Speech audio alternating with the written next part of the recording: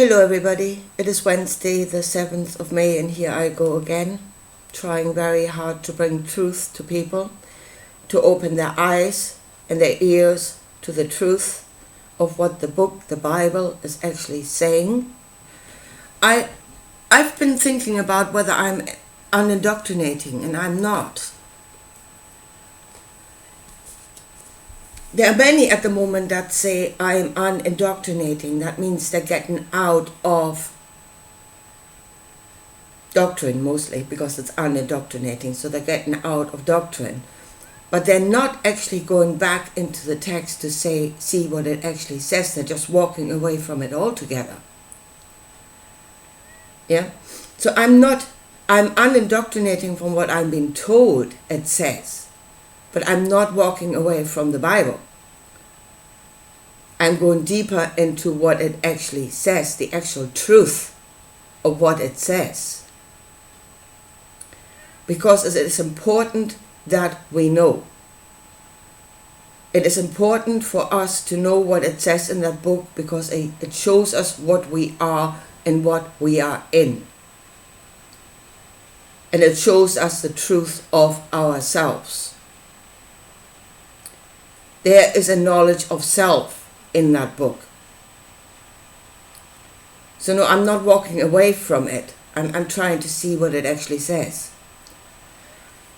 So, and I just had another comment saying, Luciferian is the rebellion against God, and he believes in, or he or she, I'm not sure, believes in the one God of the Old Testament. To say that is lunacy to start with. There is not just one God in the Old Testament. That is not seeing a truth that is right in front of your nose, on which everything else, any other understanding must be based on the truth. There is not just one God in the Old Testament. There are many. There are gods of different regions, of different cities, of different times. The gods before the flood, the gods of the Amorites, the god of Ekron, the Elohim of Ekron. And there are many. That is the first truth you have to see. There is not just one.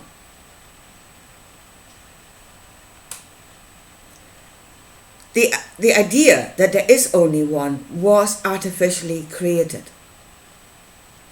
The book, the Torah itself, the Old Testament itself, was rewritten when there were many gods and then somebody created monotheism, deliberately created monotheism. Yeah? So that this monotheism is already an artificially created matrix. That is an artificially created matrix that does not reflect the truth of what was actually there. So you believe on the one God, you are in an artificial matrix. A matrix created by man, by the few that would concentrate power in Jerusalem. For that reason.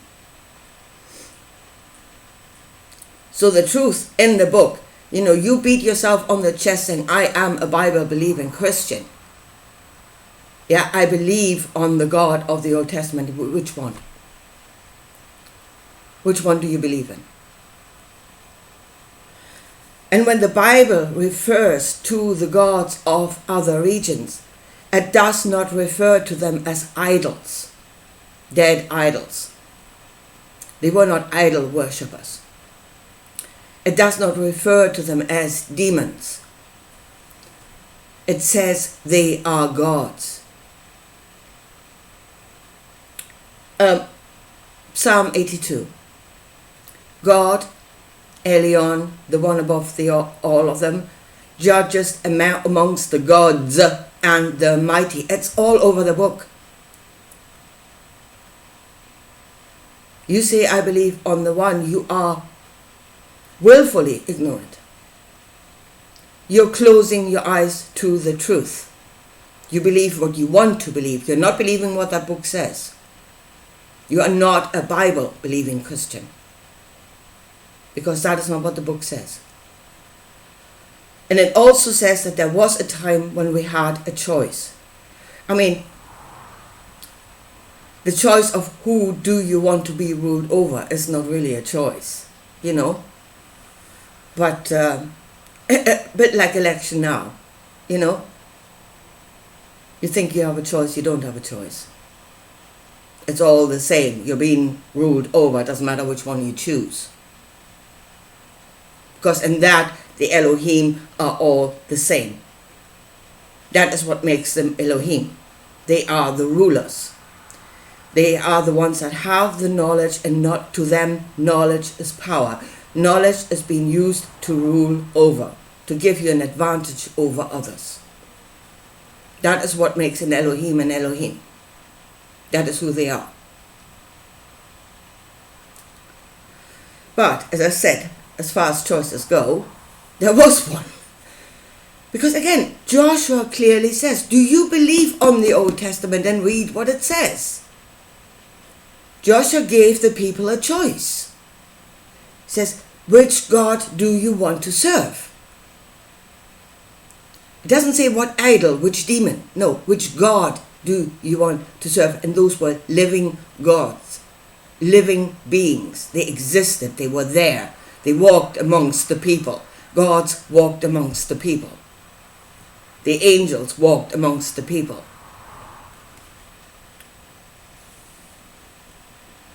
They were real.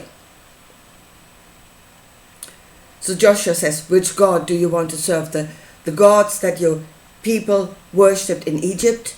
The God of Egypt. There was a God in Egypt.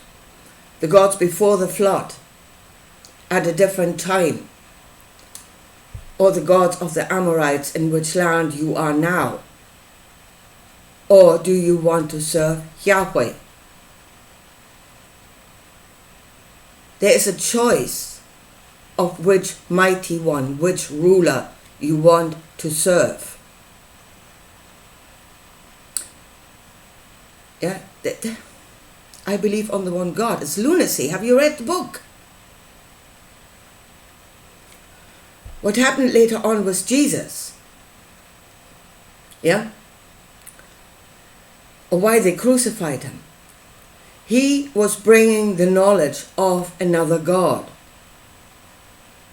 I bring you the knowledge of another Father that is not in this world at the moment. Again, he was in contact with something that was not yet in this world. I would say channeling. From the understanding we have now, I would say he was channeling something. Another consciousness that wanted to become a reality in this world, to be a ruler. Look at the book of the Revelation. Why they crucified him is because they are the followers of Yahweh. They are. They made the choice. And once you serve Yahweh, there is no more choice. Yeah? You've made your bed and you're lying in it. Because once you serve Yahweh, if you go up against what Yahweh says, you will be punished. You serve that God in fear. Again, that is what Joshua clearly said. You have to serve him in fear. Fear of punishment. Fear of retribution, because it will come. Clearly will come. Many examples of that in this book, where the followers of Yahweh were punished for their disobedience. And the law of Yahweh clearly states, again, read what the book says. Open your eyes to the truth. You want to beat your chest saying, I'm Bible believing, then read. So first of all, read what it says before you believe in it.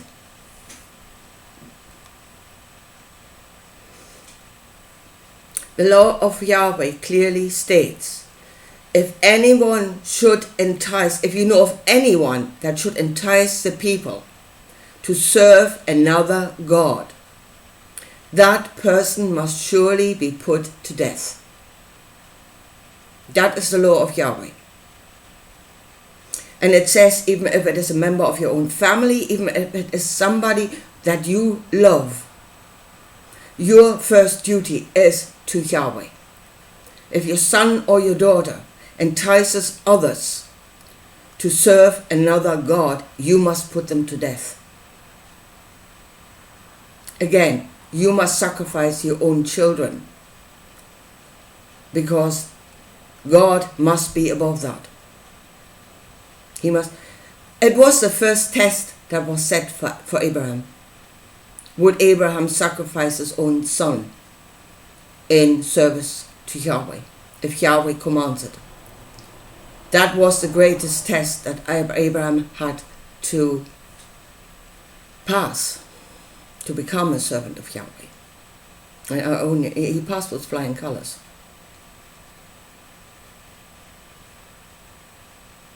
That's what the law says. So when Jesus came along, enticing people into the service of another God, that's what he did. My Father that is in heaven. He's not talking about the all. He's not talking about the creator of all. Yeah? Stop being spaced out. He's talking about another part of reality that is not yet known, but that can be known, that can be revealed, become a part of this reality. He was enticing people to serve that God, to become servants of that God, and he was surely put to death, because that is what the law of Yahweh says.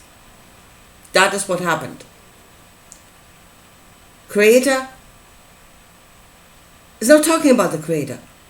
It's not talking about the all. Get back to reality. This is talking about reality, created reality. Far out as it may seem at the moment, but it is part of created reality. You're not going that far out.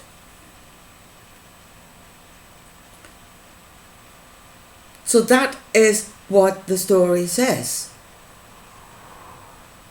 What are you hearing? What are you reading? You hear what you want to hear. You're having your ears tickled.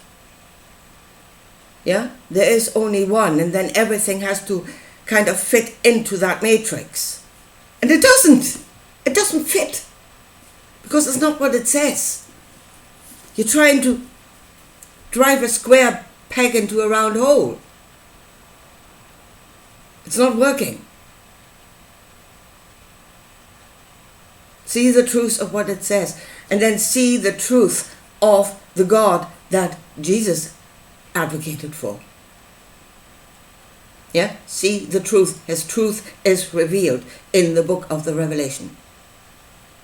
The outcome that it will create. Oh, the Father of Jesus was God of love and compassion. Where do you see love and compassion in the book of the Revelation? It's full on slaughter. It's something there. And again, you will see New Jerusalem hanging in the sky. The bloody big cube hanging in the sky.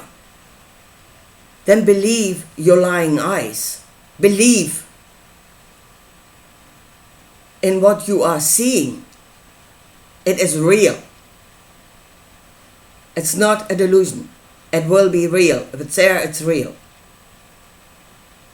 Your eyes are limited in what they can see, but they can see. And what they see is real. And what you hear is real. And what you feel is real. So if you see a cube hanging in the sky, whilst all of the rest of creation is still there, then that cube is not all. It is a part. It has become a part of this reality. But only a part, not all. Even in the picture, it is not all. And the picture is a knowledge of truth. It doesn't see all, but it sees something, and that something is truth. It is not the God of all. It is not the only thing in existence.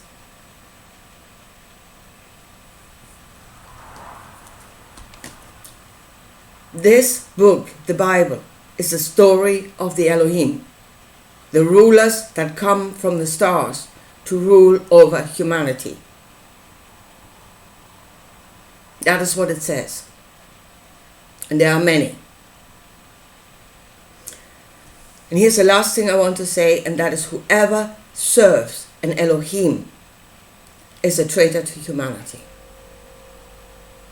In my book, in my heart, they are traitors to humanity. They are traitors to our truth. And Jesus was no different, and I can show you this here clearly. If you read what the text says, if you have your ears open to what he is saying, hear it. Yeah? Don't hear what you want to hear. Read what the text actually says and hear what he says. He says the way to the kingdom, the way to the knowledge of that God, to be part of his reality. We're shifting realities. Far out, but that is what the book says. We're not going into all. We're going into the knowledge of another possibility. And the way to that is the denial of self. To become a servant to an Elohim, you have to first of all betray your own humanity. Kingdom within first. Yourself first. And then the rest will be added onto you. So I say those that serve Elohim are the traitors to humanity is because they have to betray their own humanity first. They cannot go by their own truth. They cannot go by their own knowledge of good and bad. They have to deny that. They have to beat that down. They have to disintegrate. They have to dissimulate themselves. Deny their humanity. To be reformed, reborn in the image of whatever it is that's coming there. To think like them, to feel like them, to become the image of that God. Again, not the creator of all, not the image of the creator of all. What was resurrected after 3 days in the tomb was no longer human. It may have looked human, but it was not in spirit. He had become the image of that God that he was serving. Betrayed his own humanity in order to do so. Traitor to his own humanity, traitor to all of humanity.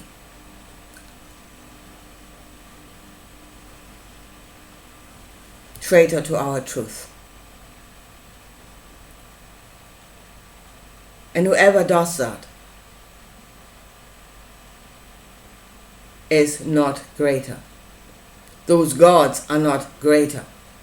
Know them by their fruit. See what they are doing. They're creating death and destruction. That is not greatness.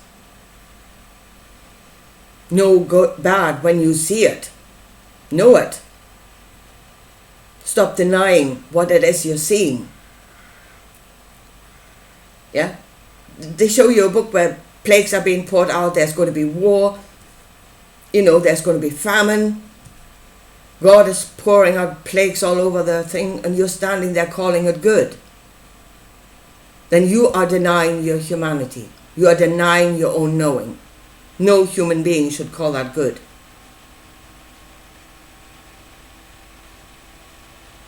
But those that can do that, that can beat their own humanity down will become the servants of Elohim. And in fact, the more you can do that, the safer you're going to be, because anything going against an Elohim will lead to your death. They will put you to death. So if you actually can make yourself into a being that has no more will of its own, you're going to be fine. Yeah? You're going to be perfectly fine in the kingdom of God. But you've killed your humanity in order to do that.